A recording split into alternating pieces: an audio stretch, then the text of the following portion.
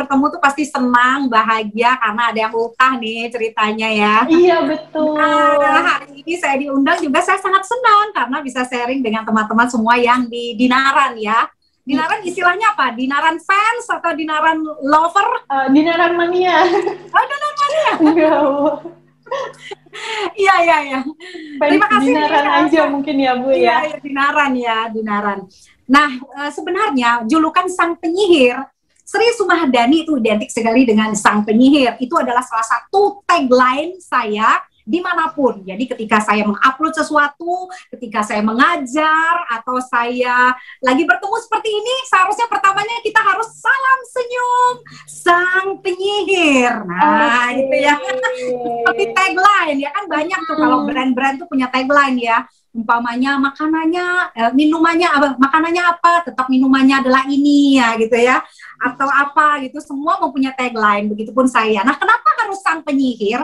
Karena saya menginginkan ketika saya menjadi seorang pembicara, apalagi menjadi seorang pembicara di service, yaitu pelaku layanan seperti tulisan saya, service ala carte, saya menginginkan orang-orang tersebut seolah-olah seperti dapat menyihir orang lain tanpa ilmu sihir. Nah, ya. Jadi ketika saya mengajar, ketika saya sharing, saya menginginkan orang di hadapan saya itu tersihir oleh senyuman. Nah, jadi nyihirnya lewat senyuman. Makanya jangan sampai ketika saya berbicara itu tidak tersenyum ya. Salam senyum sang penyihir. Kita menang terlebih dahulu daripada orang lain, dari senyuman kita yang dapat menyihir orang lain. Seperti Mantap. itu. Baru berapa menit ini ya Ibu sudah mendapat ilmu yang bermanfaat banget. Gitu ya. Penting banget kalau kita untuk memulai sesuatu tuh sama dengan senyuman dulu ya Ibu ya. Betul. Senyuman yang menyihir ya.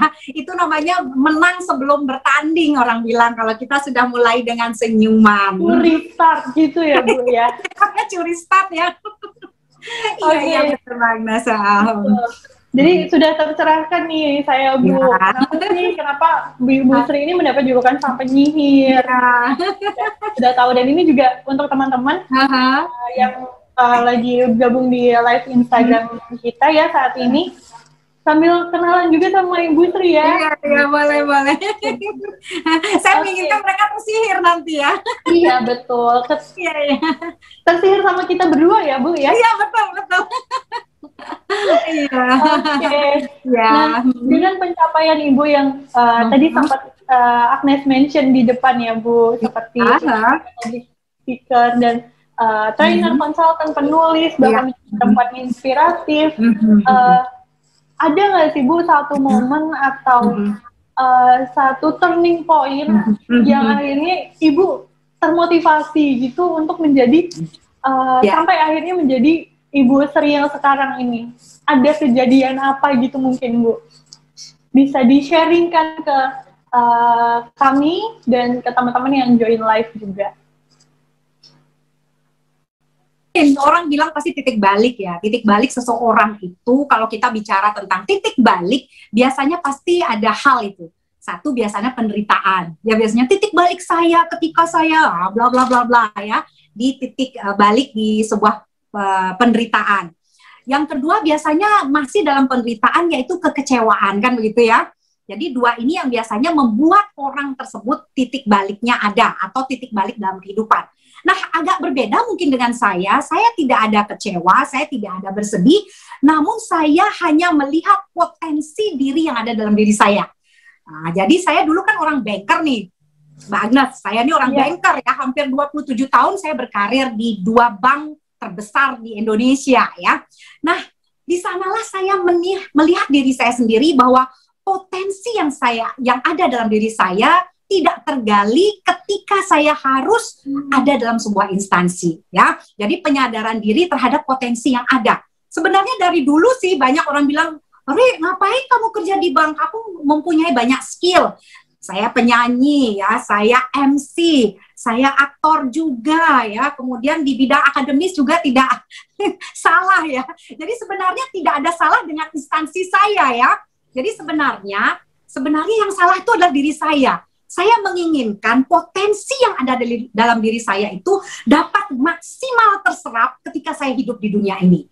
Nah, di sanalah titik balik saya menginginkan potensi saya atau potensi teman-teman di sini ketika mempunyai atau sadar diri tentang potensi kita tidak gali, kemudian kita tidak menyebarkan kepada orang lain, itu sangat menyesal nantinya ya. Kita bisa ini, kita bisa mengembangkan dengan maksimal, tetapi karena kita berada di dalam suatu instansi yang mereka pasti fokus tentang bidang tersebut, umpamanya di bank, mereka fokus tentang bank, kan nggak mungkin di bank kemudian saya bisa mengajar kemana-mana, memberi inspirasi ya.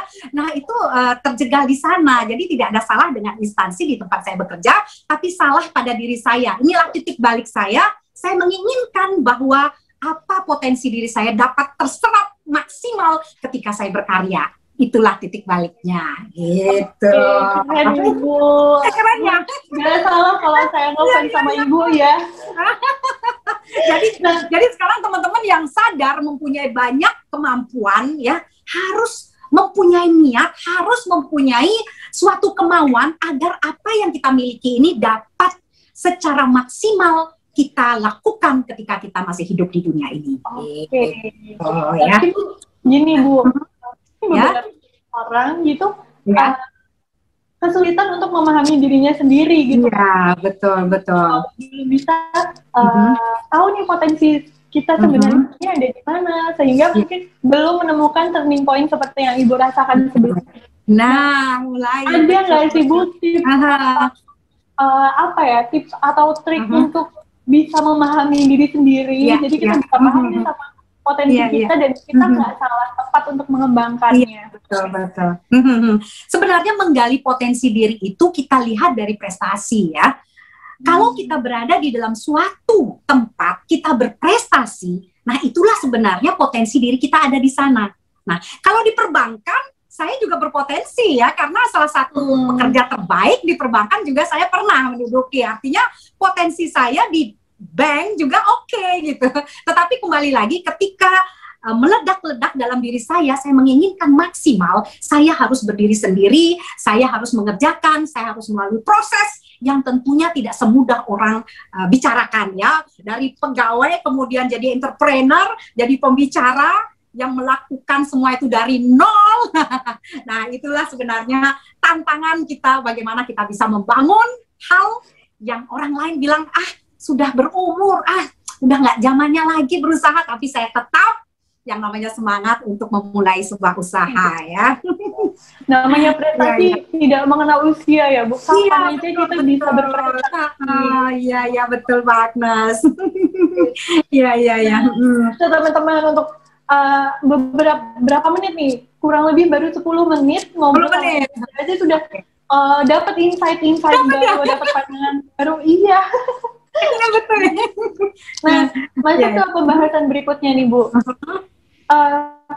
Ibu ini kan mendirikan Sri Sumahardani Academy. Nah, mungkin bisa juga diceritakan kenapa sih akhirnya Ibu mendirikan Sri Sumahardani Academy, alasannya apa, terus apa tujuannya. Mungkin juga teman-teman di sini belum pada tahu soal Sri Sumahardani Academy juga. Mungkin Ibu bisa sedikit menceritakan gitu, Bu. Oke.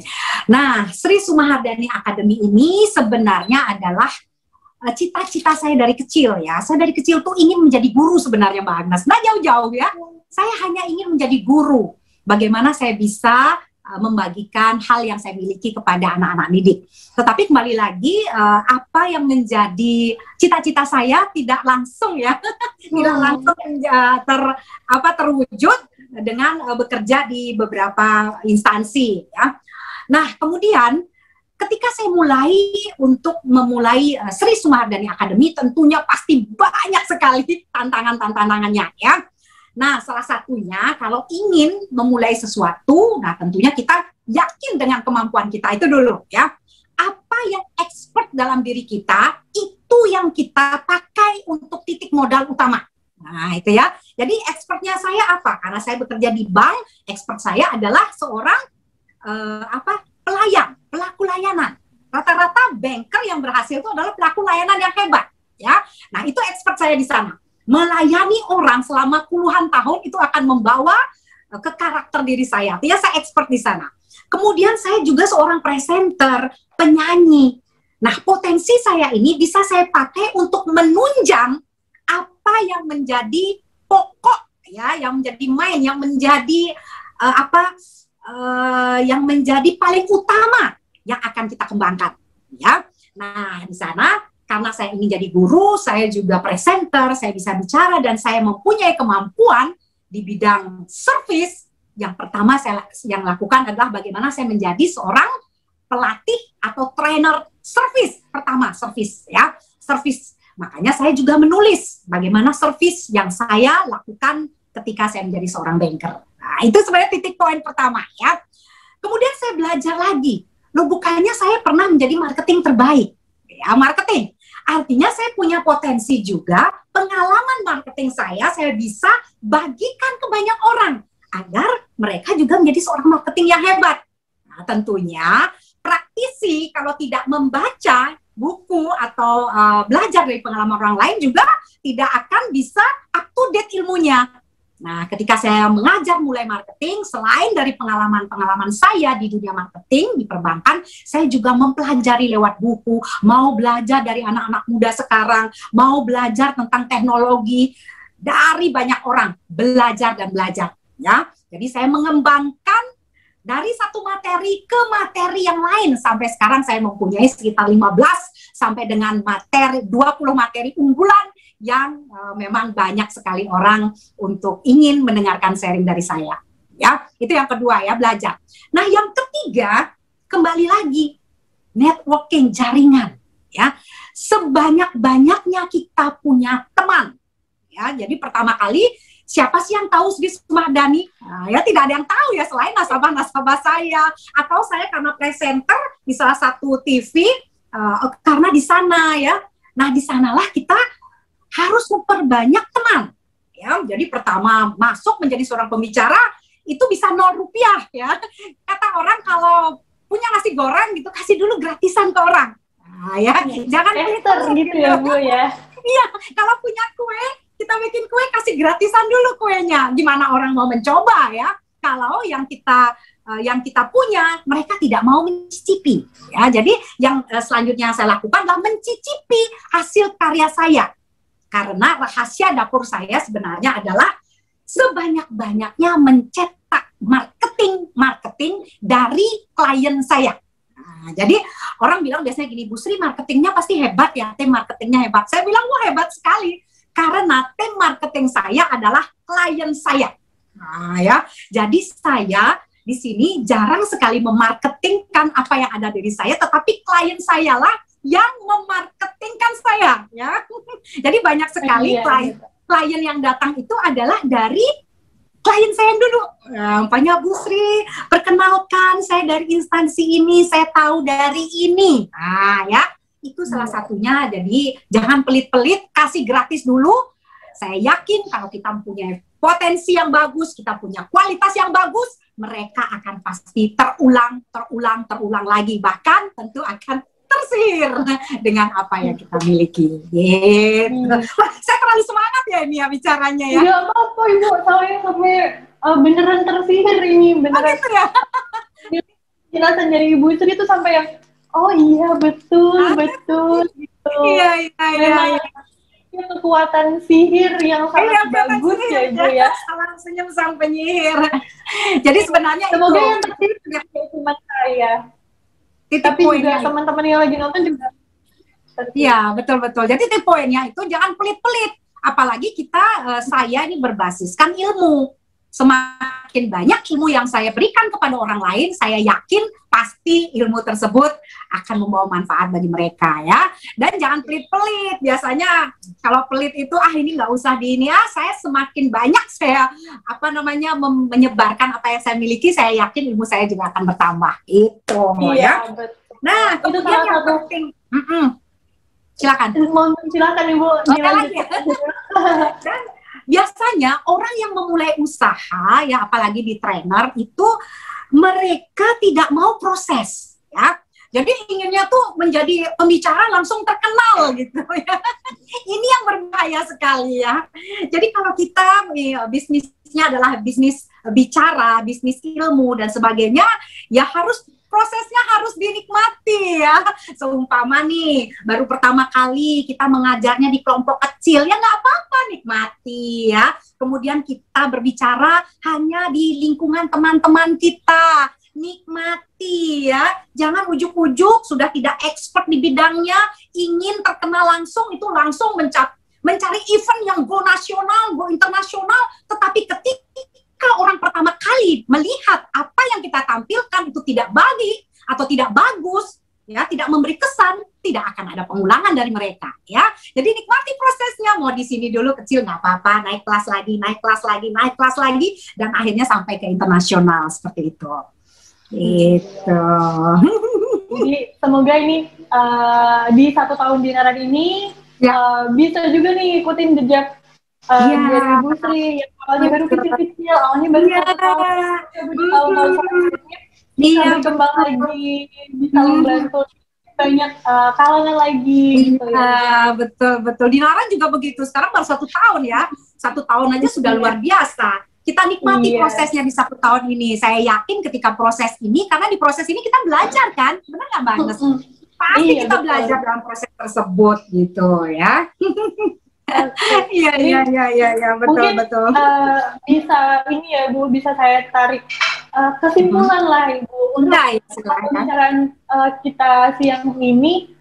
Yang paling penting ini sebenarnya turning point itu nggak melulu soal kekecewaan, nggak melulu soal kesedihan atau soal traumatis gitu ya Bu. Tapi bisa aja ini perlu kita kembangkan ya Bu. Potensi diri kita sendiri. Teman-teman yang lagi join sama live-nya bisa sedikit-sedikit untuk mencoba mengenali diri sendiri.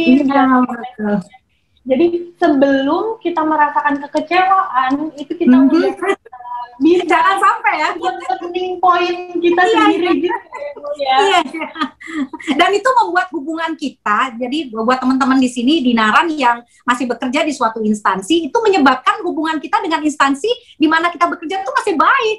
Jadi bukan karena kecewa kita keluar, bukan karena kita gagal, malah kita berhasil lah kita keluar. Nah itu buktinya saya sampai sekarang itu masih baik sekali dengan tempat instansi saya bekerja. Bahkan tadi ada langsung Bu Sri dari staf ini, saya lagi nonton nih Bu Sri ya. Dan teman-teman di tempat saya dulu sering main ke rumah ya, dan saya masih sering dipanggil juga untuk memberikan ilmu-ilmu dan sharing-sharing pengalaman yang tentu bukan hanya di lingkungan itu ya. Jadi dari luar tuh seperti apa sih mereka memandang instansi ini? Iya. Terima kasih Bu. Ini memang saya benar-benar terpikir siang ini ya. Saya sih ngobrol kita dibuka udah dengan benar-benar terbukti kalau Ibu Sri Sumaharani ini adalah seorang penyihir gitu ya. Penyihir yang baik ya. Iya, penyihir yang baik. Nah, buat teman-teman yang mau mengenal Ibu Sri lebih dalam lagi, saya juga sempat nih Bu iseng-iseng buka YouTube, ternyata Ibu juga main YouTube ya. Iya, betul. Jadi gini ceritanya, boleh saya cerita sedikit ya tentang YouTube? Boleh Ibu, silakan. Saya benar-benar aktif di YouTube ketika mulai pandemi Mbak Agnes. Nah, saya sebenarnya YouTube sudah dikelola oleh tim saya dari dulu-dulu, tahun-tahun dulu. Tapi ketika pandemi saya mulai mikir nih, bagaimana saya tetap berkarya tetapi dengan 0 rupiah. Artinya 0 rupiah tuh orang-orang tidak perlu bayar saya. Kan lagi pandemi nih, orang banyak yang di PHK dan sebagainya. Akhirnya saya bikin free class, gratis ya.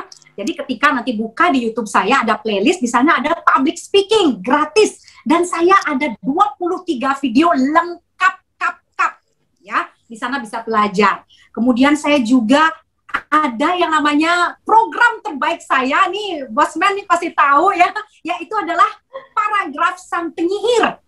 Jadi paragraf sang penyihir itu adalah membacakan buku-buku, karena di tagline kami akan selalu mengedukasi orang. Jadi tayangan-tayangan tidak ada yang receh ya, semua tayangan itu berkualitas. Salah satunya adalah membacakan buku-buku yang ada di koleksi kami. Saya bacakan satu persatu dan saya bahas, walaupun sedikit membahasnya. Nah, ini mungkin mencerahkan bagi orang-orang yang tidak sempat membeli buku atau orang yang balas baca. Saya perkenalkan ini loh buku yang berkualitas, isinya seperti ini. Nah, seperti itu. Jadi YouTube saya berkembangnya di sana. Silahkan nanti teman-teman di sini yang tidak bisa mengundang saya atau belum sempat mengundang saya, silahkan untuk di YouTube Sri Sumahardani. Banyak.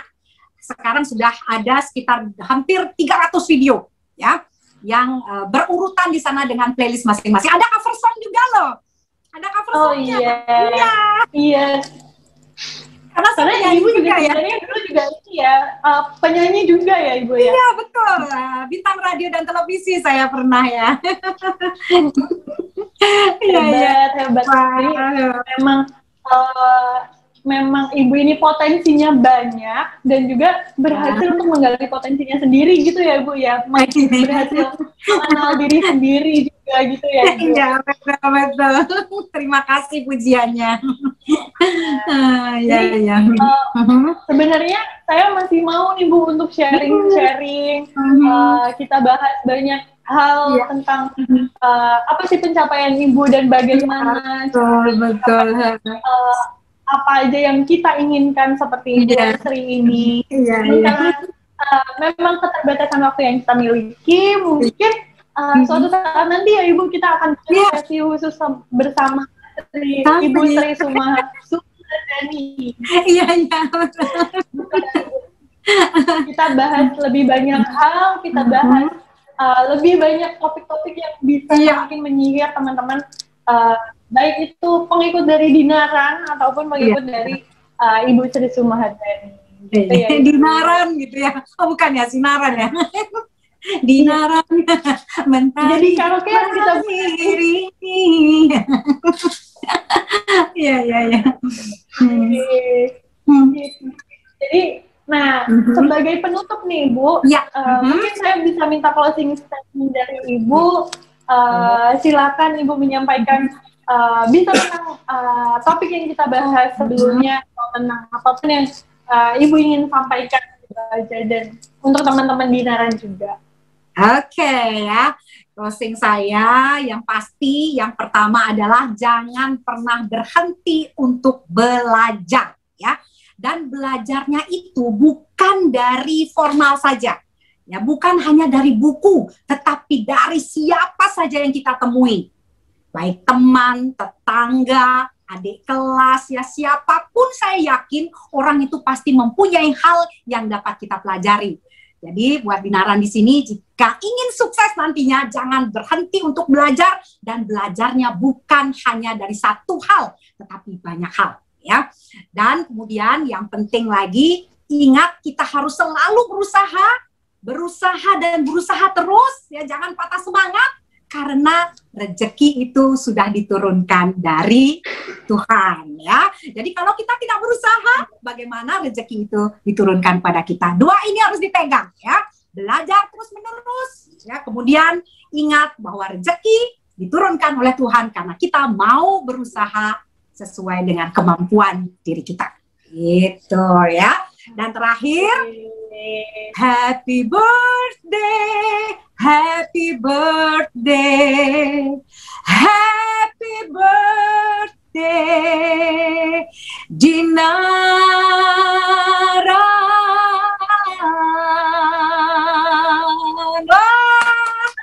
Selamat ulang tahun. Ayo semuanya tepuk tangan untuk Ibu Sri Sumahardani. Banyak customernya ya. Kemudian tentu menjadi usaha yang dapat bermanfaat bagi seluruh masyarakat Indonesia. Ya, amin. Terima kasih Ibu atas dukungan dan doanya. Semoga doa baik dari Ibu juga akan kembali lagi untuk Ibu. Dan semoga kita bisa bertemu nih Bu di lain kesempatan. Kita ngobrol lebih lama lagi dan lebih banyak lagi. Kita berdua nanti semakin menyihir teman-teman. Menyihir ya. Gitu ya. Gimana Bu tadi kalau salam ini sihirnya gimana Bu? Senyum sang penyihir. Ya. Salam senyum sang penyihir. Jadi Mbak Agnes, salam. Jadi tangannya ini ya kelihatan ya. Salam senyum sang penyihir. Oke, kita mulai. Jadi kita tutup untuk sesi siaran ini dengan tagline dari Ibu Sri ya. Oke. Mari kita sama-sama mengucapkan salam senyum sang penyihir. Sampai terima kasih banyak Ibu. Terima kasih. Sampai ketemu di lain kesempatan. Iya. Sama-sama.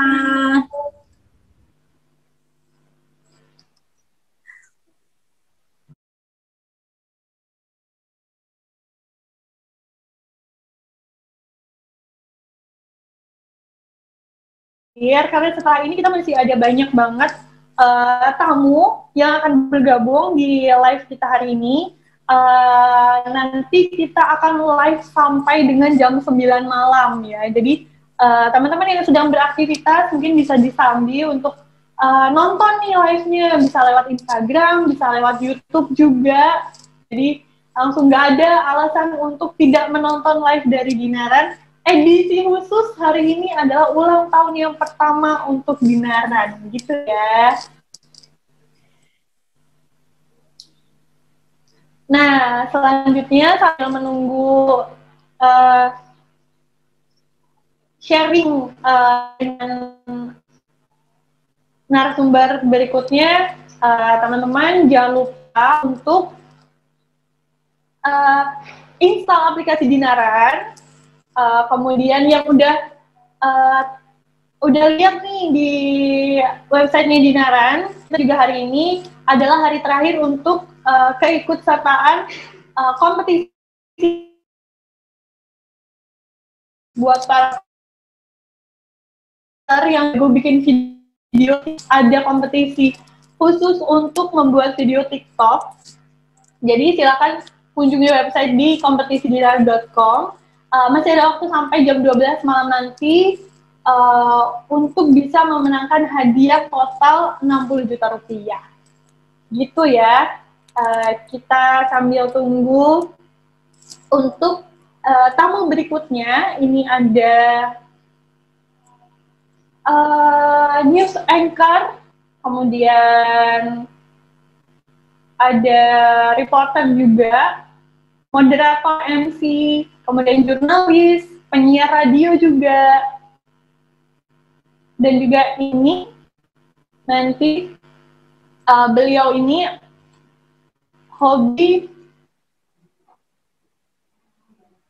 memiliki hobi olahraga yang benar-benar terbukti untuk menjaga kebugarannya gitu ya. Jadi kita tunggu sampai dengan tamu kita berikutnya untuk bergabung.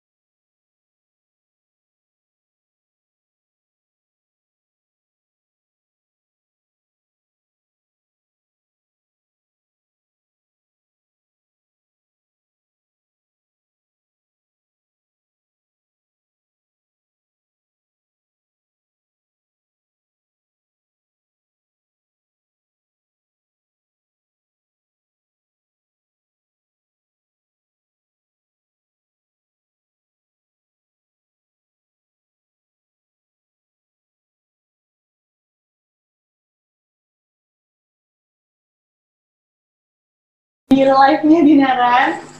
Jadi masih sama Agnes di sini dan sekarang ada tamu baru lagi nih. Setelah tadi ada Ibu Sri Suhadani, sekarang kedatangan tamu yang nggak kalah cantik, kemudian juga nggak kalah berpengalaman dan nggak kalah berpengaruh juga. Di sini ada panggilnya Mbak ya, Mbak Indi Rahmawati.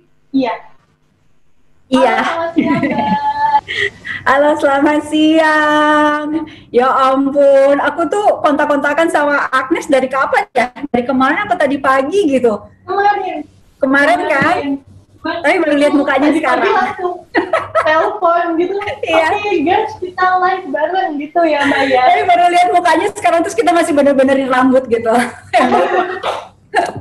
Cewek, kebiasaan cewek. Nggak bisa. Oke, gimana? Siang ini kita kedatangan penyiar berita atau news anchor TV swasta di Indonesia ya, salah satu TV swasta di Indonesia yang tadi sempat bikin saya shock Mbak. Ternyata Mbak Indi ini lahir di tahun 1971, betul ya Mbak ya? Harus banget disebut ya, diumumkan ke seluruh negeri ya, antara Nusantara. Baik. Sampai saya shock. Ternyata Mbak Indi ini hampir seumuran sama ibu saya. Oh my God, mari kita bahas. Banget, masih sehat banget, masih bugar banget. Umur 30-an, 20-an tahun. Ya ampun, nomor sepatu kamu berapa? Coba sini sebut nomor sepatu. 37, nanti bisa dikirim ke alamat saya ya Mbak. Baiklah. Kita mau bahas nomor sepatu atau mau bahas apa nih? Kita mau bahas rahasia kebugaran Mbak Indi. Serius. Gua bongkar itu dalam waktu bisa 15 menit bisa lah itu. Oke. Jadi untuk sesi hiburannya alias membocorkan rahasia kebugaran dari Mbak Indi ini nanti aja di belakang ya, di luar live gitu nggak apa-apa, nanti personal aja seperti ini. Ya, yang umur 20-an nggak kalah ini sama. Gampang, yang mau tahu tinggal DM aja, DM ke Instagram aku sekalian ya, aku sebut Indi Rahmawati @INDYRAHMAWATIK. Langsung aja. Langsung. Teman-teman yang mau tahu rahasianya menjadi sehat dan juga dan cantik seperti ini bisa langsung follow dulu, kemudian DM langsung gitu ya. Ya, terus. Oke, jadi siang hari ini pengen ngobrol aja sih Mbak, karena yang kita tahu nih seluruh Indonesia kan tahu kalau Mbak Indi ini adalah news anchor. Nah, terus juga seorang public speaker profesional lah ya Mbak ya. Amin ya robbal alamin. Moderator juga iya, MC juga iya, radio nonton juga iya. Ya. Terus yang terakhir ini, sepertinya ini adalah rahasianya karena Mbak ini adalah running enthusiast. Ya, banget. Nah, kita bahas dulu nih Mbak sebagai public speaker profesional. Apa sih Mbak atau gimana sih Mbak awalnya bisa sampai terjun di dunia public speaking ini dan jadi salah satu news anchor yang paling terkenal bisa dibilang itu di Indonesia? Long story itu dalam arti benar-benar harus balik lagi ke zaman kuliah aku gitu. Perjalanan aku tuh nggak singkat gitu. Mungkin teman-teman yang ngelihat sekarang aja gitu, ngelihat udah di TV gitu, ngelihat udah public speaker dan lain-lain. Cuman ngelihat bagian potongan itu aja. Padahal perjalanan menuju ke sini tuh panjang dan lama.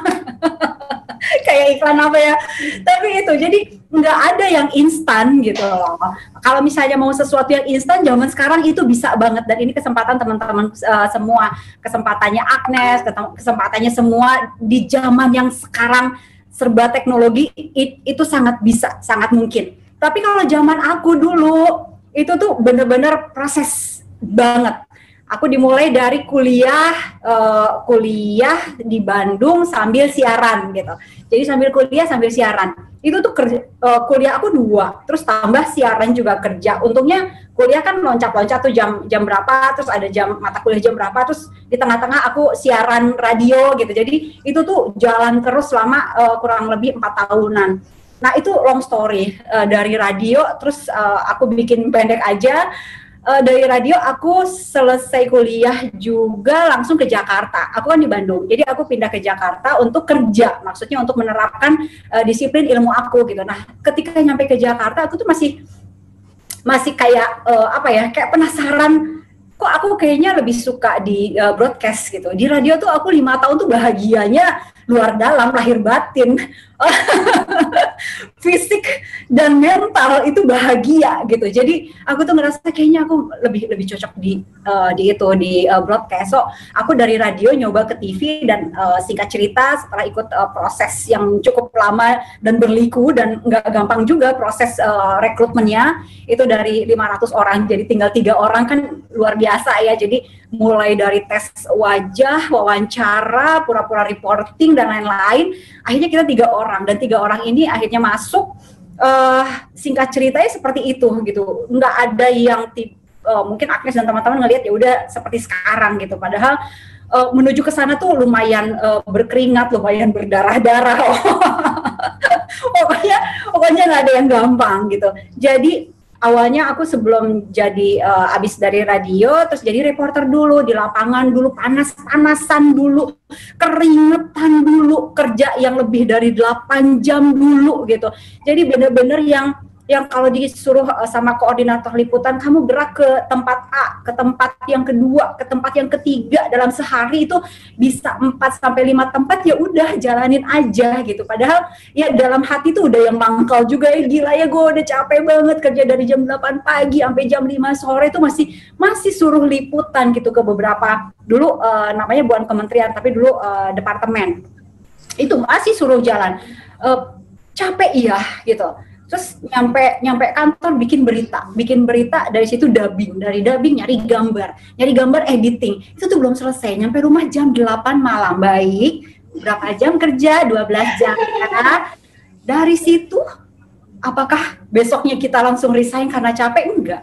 Besoknya karena aku suka sama dunia ini gitu, dunia broadcast ini, karena suka. Jadi besoknya tuh datang dengan cinta yang baru gitu.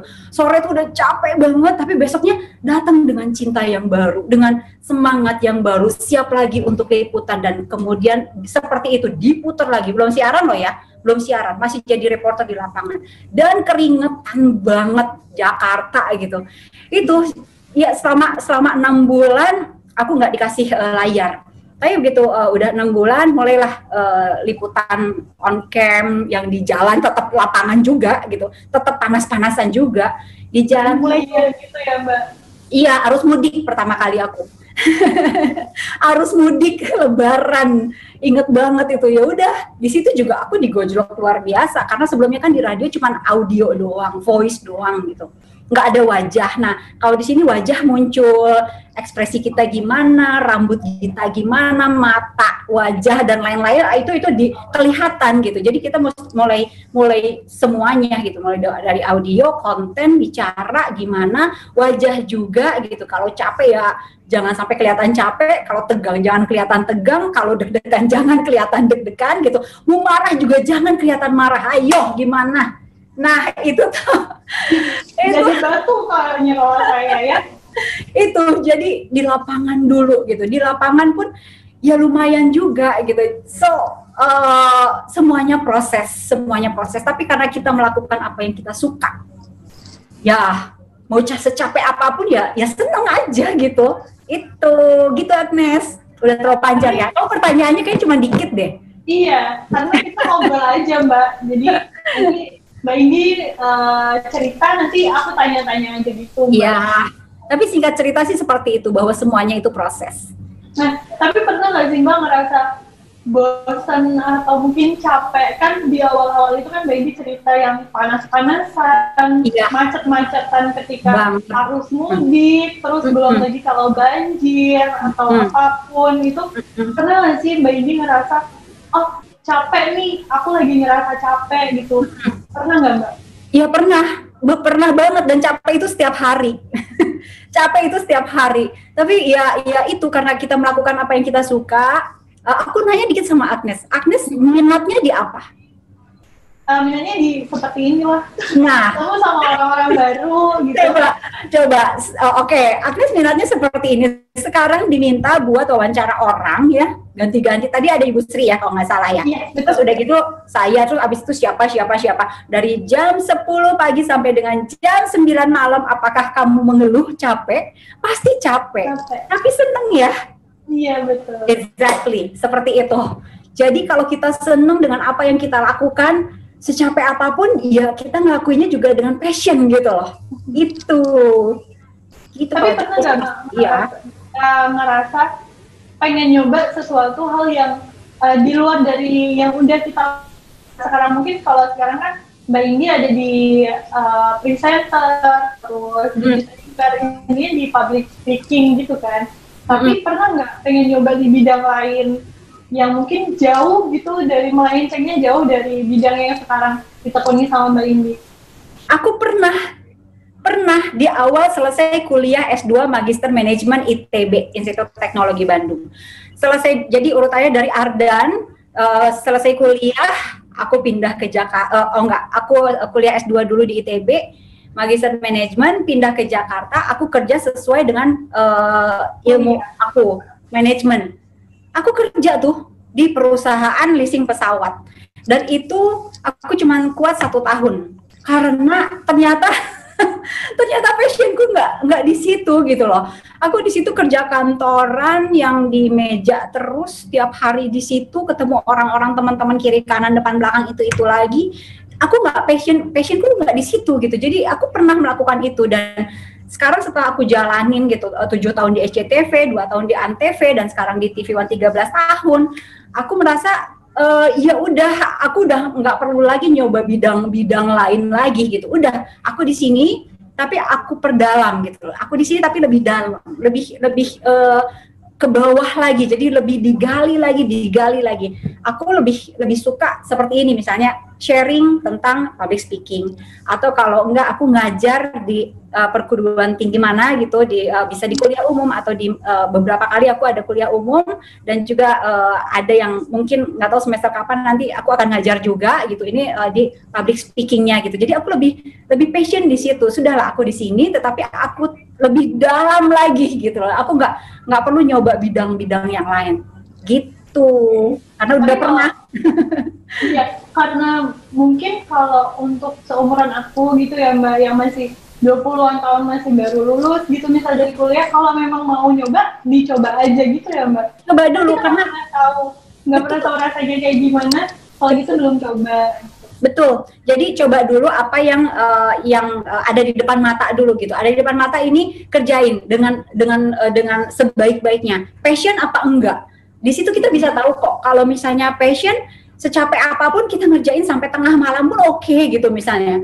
Dan besoknya pasti ya tidur bentar, besoknya pasti udah yang pengen melakukan hal yang sama lagi. Tapi kalau nggak passion, capek, udahlah capek, nggak passion, terus ada deadline dan lain-lain, itu tuh capeknya tuh apa ya, nggak cuma fisik tapi capek otak juga, capek mental juga, capek hati juga, dan itu nggak bagus buat kesehatan kita juga gitu. Lebih baik coba dulu yang ada di depan mata, kerjain dulu sebaik-baiknya. Passion apa enggak kita bisa tahu gitu. Terima kasih Mbak Indi. Sepertinya aku akan mencoba menjadi apa ya, yang pekerjaan yang beda jalurnya, jauh banget gitu. Apa misalnya? Contohnya, karena aku nggak punya basic pengusaha Mbak, dan aku tidak terlalu minat di pengusaha. Aku sebenarnya pengen coba sesekali, aku pengen jualan, melihat teman-teman kayak buka all shop apa gitu. Tapi aku Mbak, soalnya dulu pernah jualan pulsa aja diutangin teman, nggak berani lagi. Tapi nggak enak kan. Oh ya udahlah, jadi sekarang pengen jadi pengusaha, ya udahlah, pengen aja, karena dulu pernah coba juga, akhirnya rugi sendiri. Iya, ini di IG di komen banyak banget yang nanya bosmannya mana? Iya. Tunggu ya. Itu bosman itu bagian akhirnya gitu. Bosmannya nanti jam berapa? Jam 8 apa jam 9? Jam 8. Gongnya 8 malam. Oke. Ini mungkin banyak di antara teman-teman yang lagi ngedengerin kita ngobrol, mungkin banyak juga di antara teman-teman yang suka dengan public speaking dan nggak tahu mulai dari mana gitu. Aku mau kasih motivasi sedikit aja buat teman-teman ya, kalau misalnya pengen melakukan public speaking tapi bingung mulai dari mana. Sekarang mumpung teknologi lagi gila-gilanya banget, kalau zaman aku dulu mana ada begini-beginian, nggak mungkin banget gitu. Kita harus cari, kalau pengen siaran ya harus cari TV gitu, kerja di situ, ikut rekrutmen dan ikut tes yang panjang banget rangkaiannya. Sekarang tuh enggak. Sekarang bikin video, posting YouTube udah jadi gitu. Terserah nanti mau yang nonton berapa, 1, 2, 100, 1000, sejuta gitu. Itu ditaruh belakangan aja. Tetapi gini, untuk teman-teman yang pengen banget public speaking, mulainya dari mana? Oke, mulai aja dari sesuatu yang teman-teman capable.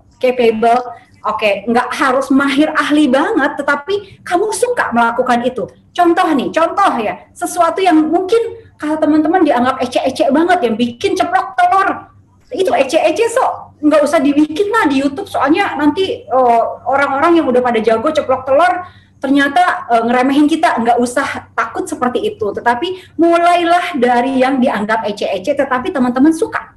Nah, yang ternyata kalau udah diseriusin ini bisa jadi sesuatu yang besar, bisa jadi barang. Contoh, tadi aku udah sebut ceplok telur ya. Contohnya ceplok telur. Dulu ya mungkin yang umum lah, ceplok telur itu cukup ya udah wajan, minyak sedikit, telurnya pecahin, kasih garam, tunggu sampai matang, kalau perlu dibalik atau kalau enggak gitu setengah matang, oke ya udah ceplok telur. Tapi coba deh buka di TikTok, buka di YouTube ya, di situ ada banyak resep ceplok telur yang ternyata itu kalau diolah bisa mendatangkan ribuan penonton atau bahkan jutaan penonton. Nah, ada ceplok telur ya yang aku juga takjub juga, gila ya orang bikin ceplok telur ternyata penontonnya bisa sampai ribuan orang. Ternyata di ceplok telur itu dikasih daun bawang, ditambah kecap asin, ditambah kecap manis, kecap minyak wijen, dan itu ditonton sama jutaan orang. Di situ dia ngomong aja bicara mengenai ceplok telur and the blah gitu. Oke, dianggap ecek-ecek, tetapi mulailah public speaking dari yang gampang-gampang, dari yang teman-teman tahu, dari teman-teman yang mahir. Itu satu. Contoh lagi nih, misalnya kopi. Dulu minum kopi itu cuma ya udah gelas air panas, kasih kopi, kasih gula kocek, kelar diminum. Tapi ternyata kalau kita seriusin bikin kopi yang enak, itu bisa ada ratusan macam ragam kreativitas yang baru. Bikin di YouTube, kamu sambil ngomong, sambil ngerjain sesuatu, nggak usah kamera mahal, nggak usah yang gimana-gimana, nggak usah pakai handphone aja, taruh di situ, bikin, posting di YouTube, posting di TikTok, posting di IG, dimanapun itu. Sekarang zamannya kalian gitu loh. Lakukan itu. Sekali, oke, mungkin yang nonton sedikit, tapi lama-lama nggak usah pikirin, aduh yang nonton cuma 10 orang, aduh yang nonton cuma, nggak usah. Tapi yang penting posting dulu. Di situ kamu akan melatih cara ambil angle gambar, kamu akan terlatih bicara, kamu akan terlatih untuk kreativitas dari ceplok telur yang biasa-biasa aja, terus bisa jadi ceplok telur yang istimewa gitu. Melatih dubbing, melatih editing, melatih apa. Jadi nggak perlu pikirin dulu berapa jumlah penontonnya, tapi bikin aja dulu. Itu. Nah sekarang ada satu lagi nih, yang mungkin teman-teman juga udah biasa. Cuman buka paket unboxing doang. Iya kan? Itu cuman paket ya aslinya sih ya, kalau kita terima paket, buka, gunting, buka, ya udah pakai barangnya gitu. Ini enggak, unboxing, terima dulu paketnya, diliatin ngeguntingnya, dibuka kardusnya, dilihat di dalamnya ada apa aja, ada buku manualnya, ada cobanya, ada pasang baterainya.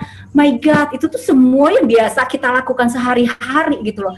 Tapi yang penting bicara dulu gitu. Banyak bicara, banyak editing, banyak ngambil gambar, kayak gitu. Contoh yang lain misalnya ece-ece, oke, bikin mie instan yang cuman ya udah air mateng, taruh mie instan, taruh bumbunya makan gitu. Tapi ternyata kalau di dalamnya kita olah, tambahin apa misalnya apa aku sukanya apa? Yang lagi ngetren sekarang ini bikin ramen tapi pakai telur, dikocok dulu baru dikasih mayonaise itu loh Mbak. Itu. Jadi kayak gitu-gitu itu ecek-ecek tapi yang nonton ribuan orang. So ambil kesempatan itu, jangan jadi penonton aja, jadilah pelaku. Jadilah bikin sesuatu. Kalau misalnya suka suka make up, ya udah make up. Suka ngejahit, suka crochet, suka apa, anything, bikinlah. Gitu, nggak usah mikirin penontonnya berapa, tapi posting yang banyak, bicara. Nanti di situ akan terbiasa public speaking. Itu sih resep pertama. Resep kedua dan ketiga silakan DM ke @indirahma. Instagram. Tetap ya. Kalian nanti juga resep sehat dan kuat ala Mbak Indi gitu ya. Iya, kalau sekarang apa enggak? Nanti aja kita di luar frame aja Mbak. Di luar frame aja. Ya, investasi doang ya. Ya, cewek-cewek kan sekarang bilangnya investasi skincare, tapi kan kalau skincare muka doang kan ya Mbak. Iya. Tubuh juga kan harus dirawat, dijaga kebersihannya. Betul. Jadi kalau merawat tubuh, baju nggak usah mahal. Baju apapun itu di badan kamu bagus kalau badannya bagus. Iya betul, dan ngirit juga nggak perlu beli baju karena kita gendutan. Iya nama. Iya betul, kayak gitu. Terus. Nanti sore kita olahraga bareng ya Mbak. Olahraganya virtual aja, olahraga virtual. Beneran? Sekarang juga ngetren ya? Iya, aku ntar sore di GBK jam 4:30, ikut nggak? Nanti ini aja, aku ikut lewat Instagram story deh Mbak. Iya, siap. Oke, jadi masih pengen ngobrol banyak, entah itu soal public speaking, entah itu tentang pengalaman atau perjalanan karirnya Mbak Indi, tapi sayang banget karena waktu kita juga terbatas. Nanti kita bikin sesi khusus lagi aja ya Mbak, yang 3 jam atau 4 jam. Siap, aku mah endurance siap. Bersama Mbak Indi untuk membahas semua hal mulai dari public speaking sampai dengan olahraga. Ya, siap. Ayo. Jadi ya mungkin itu dulu Mbak untuk siang hari ini. Mungkin dari Mbak Indi ada closing statement gitulah ya Mbak untuk sesi sharing siang hari ini. Aku sih pesen buat teman-teman semua yang lagi nonton, jangan jadi penonton, jadilah pelaku. Mulailah melakukan apa yang kamu suka. Nggak usah mikir ece-ece apa enggak, udah bikin aja, yang penting kalian suka. Yang penting teman-teman happy melakukannya, passion melakukannya, udah lakukan itu dulu. Dari sedikit lama-lama menjadi bukit dan semuanya pasti berproses. Oke, jangan buru-buru gitu ya Mbak, jangan mau gitu langsung berubah gitu ya. Nikmati prosesnya ya. Oke. Terima kasih banyak Mbak Indi. Selamat melanjutkan aktivitas. Ya, sama-sama. Thank you. Salam buat Bosman. Siap, nanti ya semuanya ya. Iya, terima kasih. Assalamualaikum. Waalaikumsalam.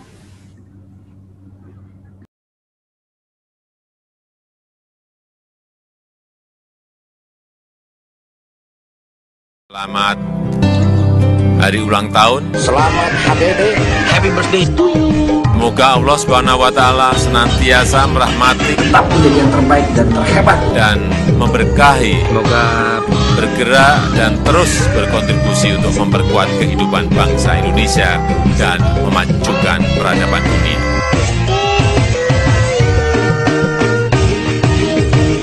Selamat ulang tahun buat yang ulang tahun pada hari ini.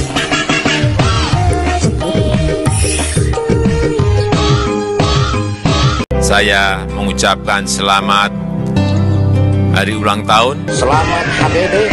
Happy birthday to you. Semoga Allah Subhanahu wa Ta'ala senantiasa merahmati, Tetap menjadi yang terbaik dan terhebat. dan memberkahi, Semoga bergerak dan terus berkontribusi untuk memperkuat kehidupan bangsa Indonesia dan memajukan peradaban dunia.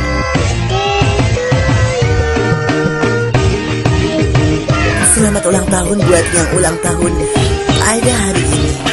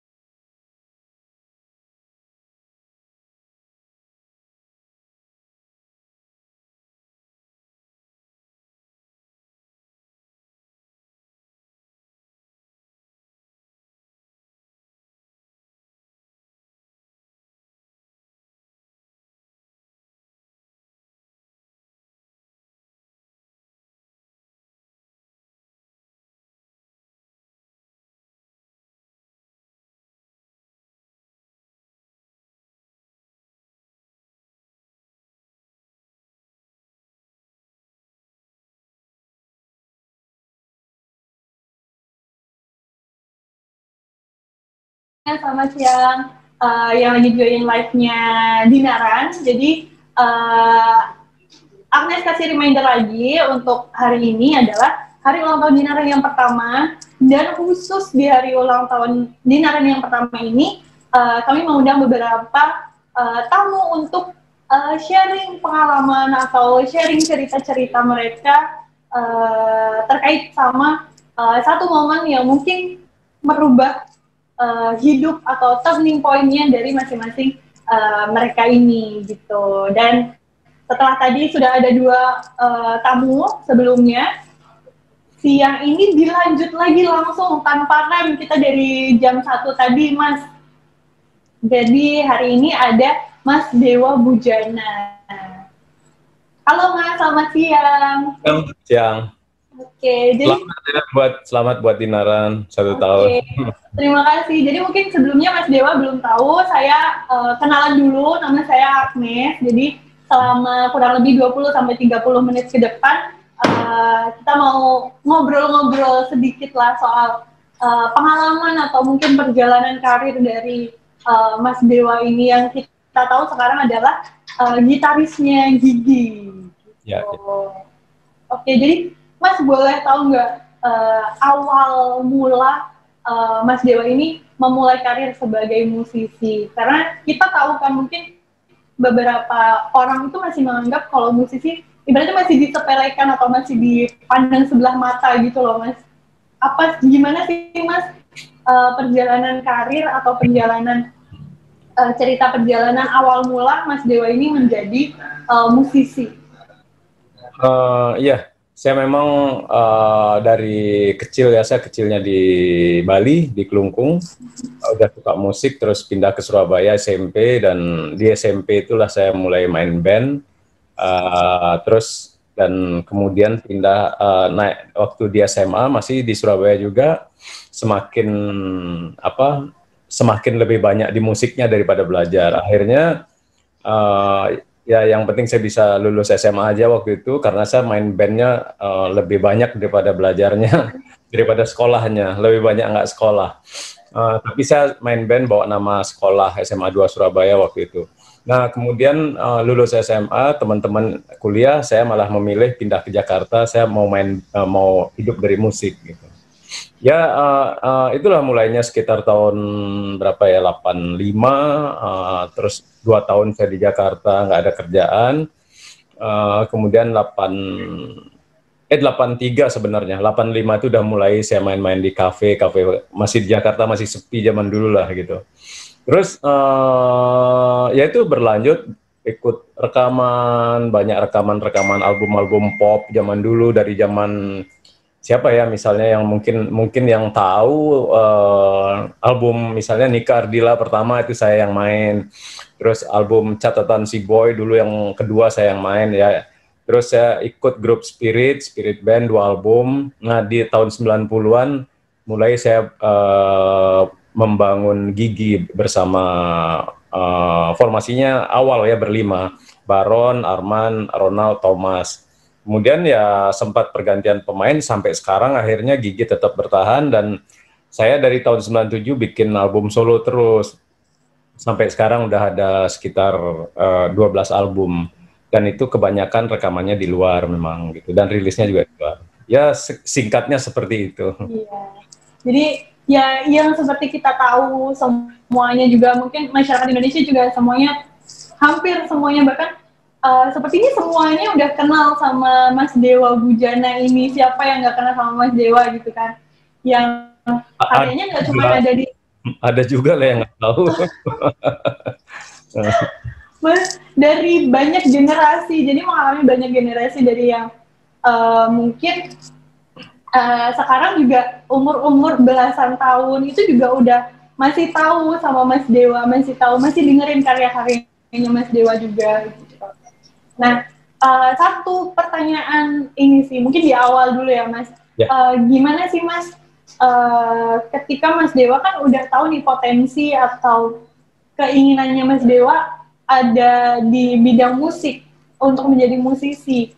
Tapi gimana sih caranya untuk membuat orang lain, terutama mungkin orang tua ya Mas, percaya kalau, loh aku tuh pengennya di musik, aku pengen berkarya di musik.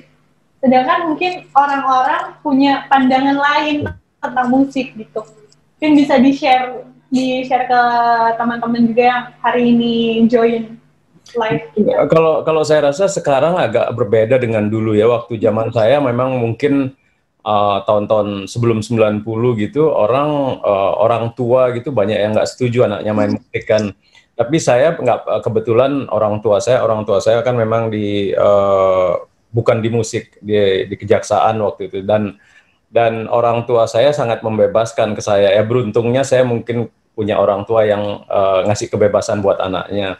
Jadi tapi memang pada saat itu teman-teman saya main band di SMA rata-rata nggak dibolehin main band sama orang tuanya karena pasti mau makan apa dari main musik pasti gitu kan. Iya betul. Tapi kalau zaman sekarang yang saya lihat sangat berbeda. Saya bisa ngebandinginnya gini, toko-toko musik itu sangat banyak di Jakarta yang saya lihat ya. Begitu juga di daerah, dari toko musik yang baru, yang bekas, jadi setiap saya datang ke toko musik, misalnya ada gitar apa, produk apa, mereka bilang laku semua karena kebanyakan yang beli adalah anak-anak sekolah. Orang tuanya misalnya lulus SD aja hadiahnya gitar, hadiahnya piano, hadiahnya biola. Kalau dulu nggak mungkin orang tuanya ngasih hadiah gitar. Saya aja sampai SMA saya nggak punya gitar dan SMA itu saya main band, gitar pinjem dan akhirnya bisa beli sendiri setelah saya profesional gitu. Kalau sekarang coba lihat misalnya anak di les-les musik ya, orang datang ke tempat les tuh gitarnya udah gitar-gitar mahal gitu. Beda banget sekarang gitu. Ya seperti itu.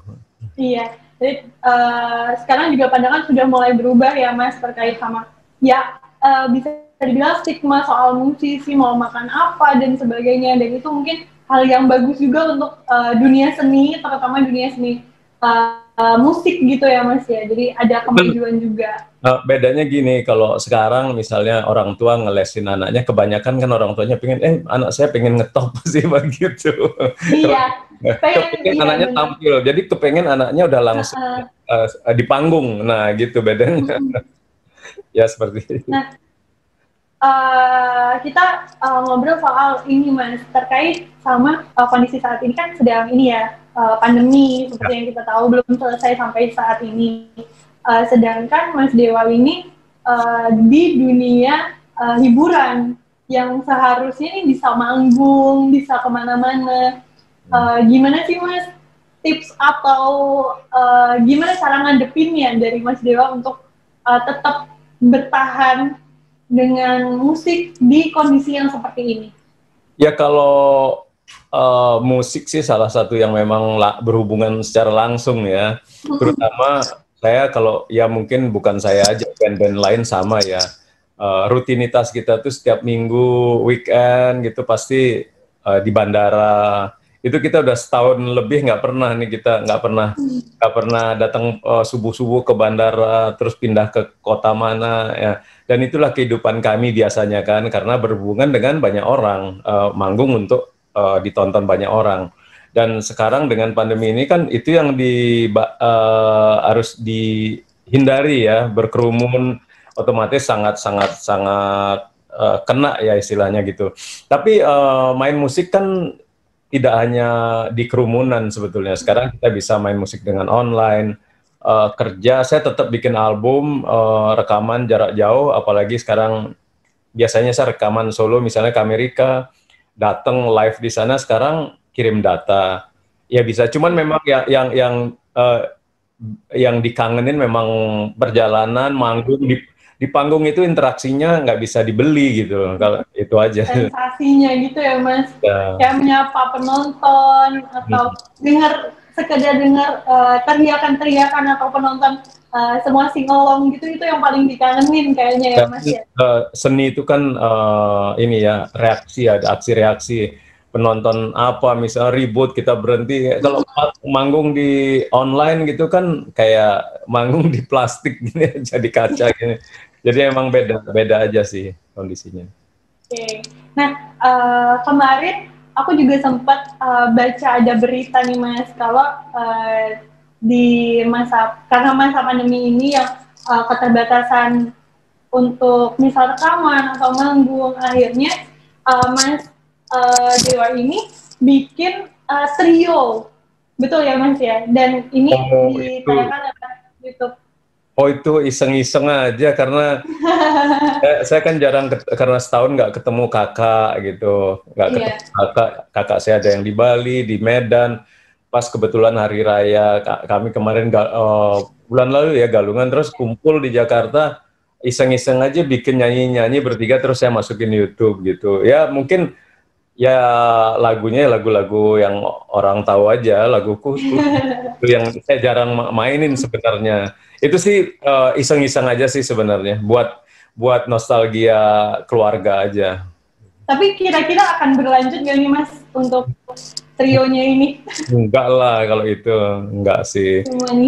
Ya kalau acara keluarga ngumpul mungkin, tapi kalau untuk jadi profesional itu enggak. Saya kan punya grup, punya album sendiri juga yang memang harus di-maintain terus gitu. Nah, boleh dibocorin nih Mas, kayaknya juga teman-teman yang gabung di live kita hari ini juga kan banyak juga nih yang ngefans sama Mas Dewa. Mungkin bisa dibocorin apa sih proyek terdekat atau apa sih rencana terdekat dari Mas Dewa terkait sama ya mungkin kehidupan bermusiknya Mas Dewa? Ya, saya dari tahun lalu menyiapkan album solo yang ke-12 ini yang saya bilang, dan saya rekamannya jarak jauh.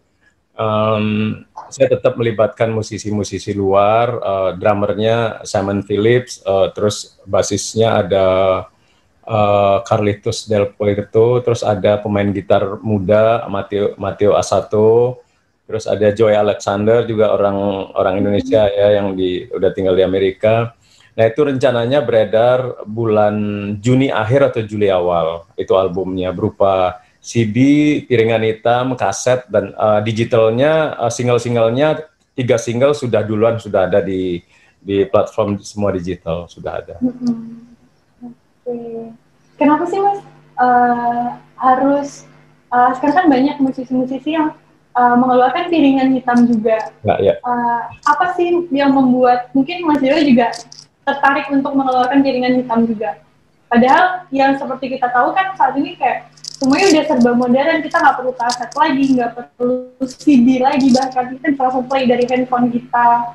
Tapi pasti ada alasannya kenapa akhirnya mengeluarkan malah piringan hitam gitu.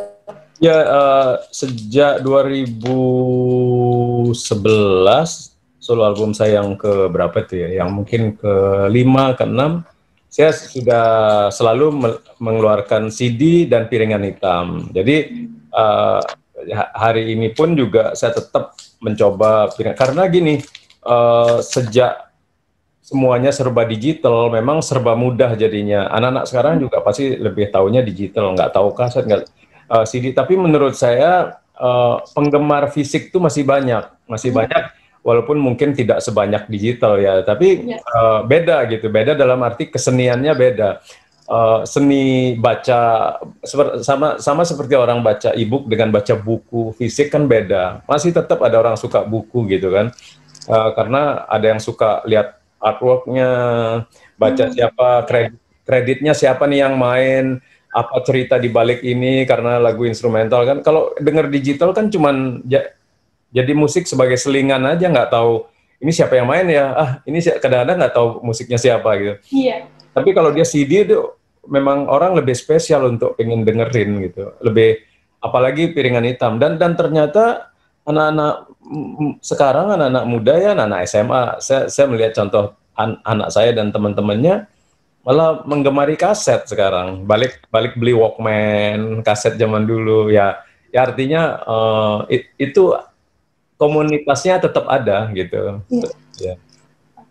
Jadi memang salah satu cara juga dari Mas Dewa untuk menjadi sebuah identitasnya Mas Dewa sendiri untuk mengeluarkan ini ya, Piringan Hitam dan juga kaset gitu ya. Nah, selanjutnya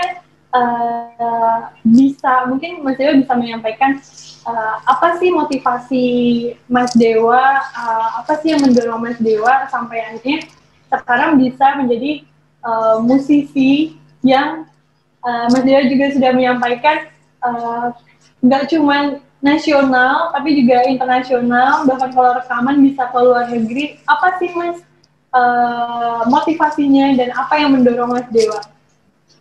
Ya, buat saya ini tiap setahun atau 2 tahun paling tidak, menurut saya, ya saya sendiri aja dulu yang paling penting harus termotivasi untuk bikin album. Dalam arti album solo itu instrumental ya, karena seniman itu atau musisi atau seniman yang lain juga harus tetap berkarya masa pandemi, masa juga dia walaupun punya band pop atau apa, karena kalau dia tidak berkarya yang lain akan tumpul juga gitu. Sama aja kayak orang menulis buku. Kalau dia berhenti, dia akan juga memulai susah lagi. Nah, jadi saya bikin dari tahun 1997 itu, terus 2005 mandek 4 tahun saya nggak bikin album. Nah, 2009 saya hampir tiap tahun tuh, tiap tahun 2 tahun. Jadi saya praktekkan seperti itu, harus tetap bikin. Kalau berhenti nanti benar-benar susah memulai lagi gitu. Jadi memang ya otak kita kan harus diasah terus gitu. Iya. Itulah yang termotivasi. Gitu ya Mas ya. Halo? Ya. Harus konsisten mungkin gitu ya Mas. Jadi apa yang kita udah tekuni sebagai bentuk tanggung jawab kita juga harus konsisten. Gitu. Betul. Oke. Mungkin gitu aja sih Mas untuk sharing kita siang hari ini.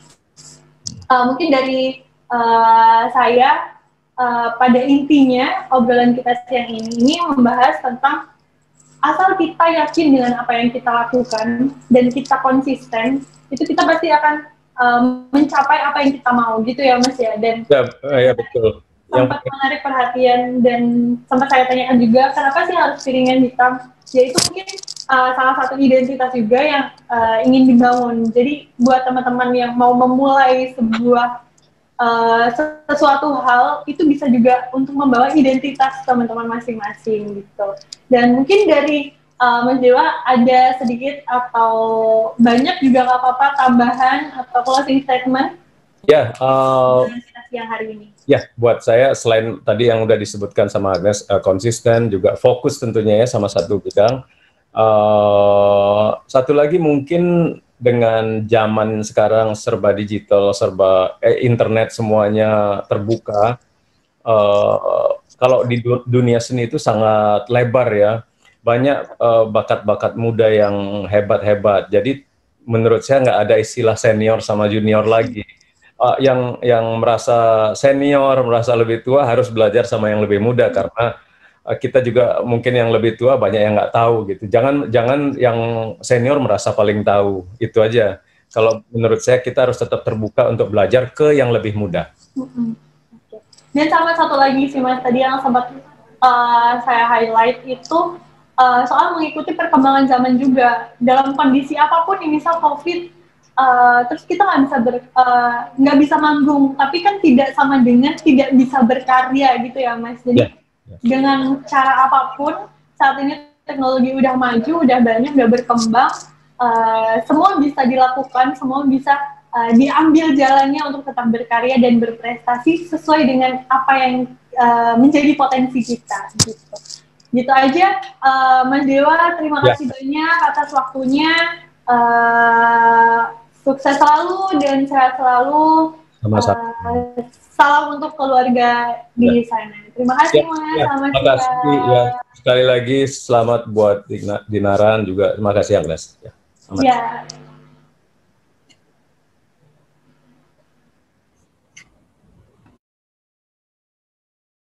Saya mengucapkan selamat hari ulang tahun. Selamat HBD, happy birthday to you. Semoga Allah Subhanahu wa Ta'ala senantiasa merahmati, Tetap menjadi yang terbaik dan terhebat. dan memberkahi, Semoga bergerak dan terus berkontribusi untuk memperkuat kehidupan bangsa Indonesia dan memajukan peradaban dunia.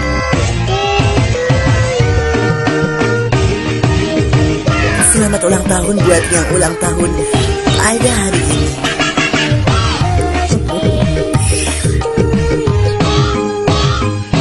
Saya mengucapkan selamat hari ulang tahun. selamat HBD, happy birthday to you. Semoga Allah Subhanahu wa Ta'ala senantiasa merahmati, Tetap menjadi yang terbaik dan terhebat. dan memberkahi, Semoga bergerak dan terus berkontribusi untuk memperkuat kehidupan bangsa Indonesia dan memajukan peradaban dunia.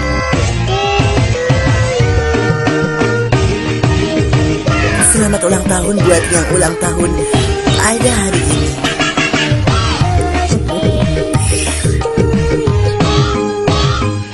Saya mengucapkan selamat hari ulang tahun. selamat HBD, happy birthday to you. Semoga Allah Subhanahu wa Ta'ala senantiasa merahmati, Tetap menjadi yang terbaik dan terhebat. dan memberkahi, Semoga bergerak dan terus berkontribusi untuk memperkuat kehidupan bangsa Indonesia dan memajukan peradaban dunia.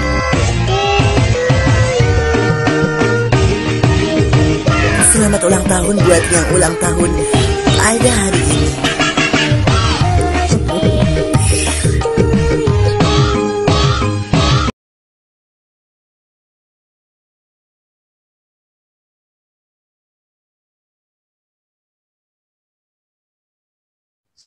Oke, jadi tadi kita sempat ngobrol bareng sama 3 tamu kita siang hari ini. Tadi yang pertama ada Ibu Sri Sumahardani, kemudian ada Mbak Indi Rahmawati, dan yang barusan banget selesai kita ada Mas Dewa Bujana. Jadi tadi sudah ada public speaker profesional, kemudian ada musisi juga, ada news anchor juga.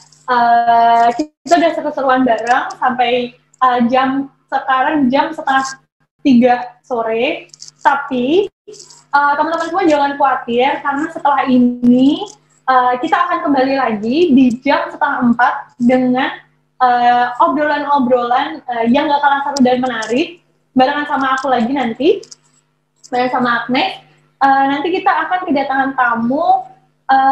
Dulu dia adalah finalis. Dulu dia adalah Abang None, bukan finalis lagi, tapi sudah menjadi Abang None Jakarta Pusat tahun 2003, terus juga dikenal sebagai news anchor juga,